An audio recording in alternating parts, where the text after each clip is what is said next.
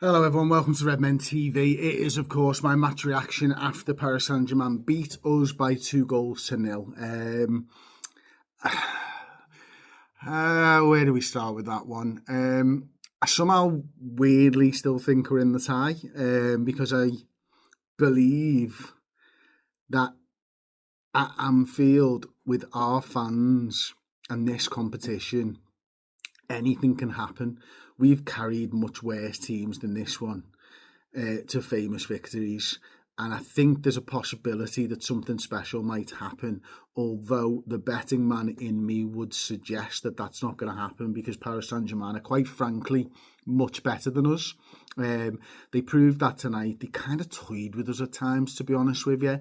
It got to the point where I was getting really angry about it because it was just like, I said to Els during the watch along, it's just like if you've ever had a kitten or anything like that and you're just messing around with them because you know that you can. It felt a little bit like Paris Saint-Germain could do that, and when they needed to turn the screw, they turn the screw. When they needed to put it and inject a little bit of pace into it, they inject a little bit of pace into it. Like the Doué one, the first goal,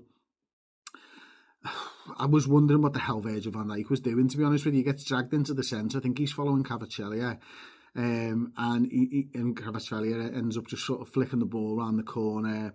Doué ends up having a shot, flicks off, was it Gravenberch's foot or something, loops over the goalkeeper. You're like, for goodness sakes, even when we're crap, we don't need this type of stuff to go against us, but it seems to just go against us all the time, and there's nothing that we can do about it. Over and over again, time after time, we just seem to just have absolutely no luck, to the point where if it wasn't for bad luck, we'd have no luck at all, type of thing, which is really frustrating. But the fact that they had a couple of deflected shots, one of them goes in, one of them Mamardashvili makes a great save from the Cavaciello shot that was deflected off one of our players, of course.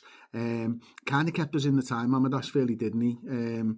Although not the game, like Alisson did last season, unfortunately. And then the Cavaciello goal later on, 65 minutes or whatever it was, that was just a bit of a piss take, wasn't it? He just dancing around everybody all of the time, having fun, and then shows the composure and just unbelievable composure to just have a little sort of dummy with his foot, sends two men the wrong way on the goal line and just passes the ball in. And I actually felt like we were a little bit lucky to get away with that with a 2-0 loss. When you think about the sort of stats and everything, and they had 18 shots, 6 of which were on target, 4 big chances. They missed 3 of those big chances.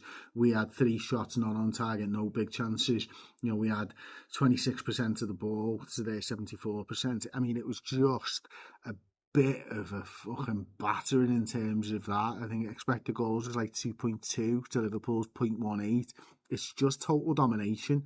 And yeah, that was the way of it, unfortunately. And Slot went with something different. He went with, I would be hesitant to say a 3 at the back. I think he went with a 5 at the back. Frimpong, Konate, Van Dijk, Gomez, Kerkez ahead of Mamardashvili. And one of those players, either Konate, Gomez or Virgil van Dijk, seemed to be go and get the spare man in the middle of the park. And that's what caught us out for the first goal.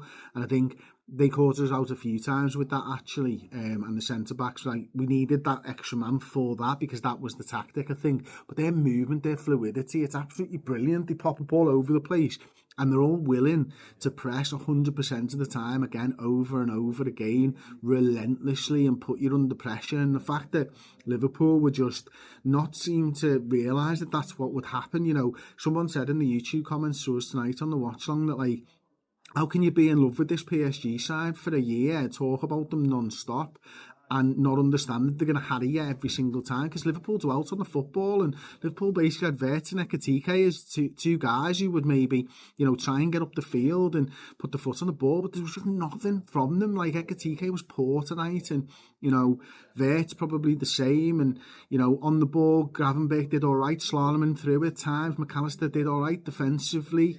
But, like, we had nothing up front. We had really nothing apart from maybe that Frimpong one that flies by the post and stuff, and Ekitike has one that goes high wide. We weren't in the game. we weren't in the game, and we're lucky, I think, to be 2-0 down. And the manager's made a brave decision going to the 5 at the back, but ultimately it didn't work. But maybe it does work, because maybe it goes back to what I said at the start of this video, that something special might happen, not because of the manager, not because of the players, but because of the fans and what the fans can do to the players on the night at Anfield. So yeah, to just be in with a sniff of PSG is probably more than I hoped for tonight. I know that might be slightly different to other people's sort of view of the game, and I understand all of that, but yeah, it is, I've seen too many special things happen at Anfield to discount us completely, because as I said at the top of this, we've had worse sides do a lot better because of the magic of Anfield. So yeah, let's hope that something special can happen, and let's hope that Liverpool can advance to the next stages, although I admit it's completely and devastatingly unlikely.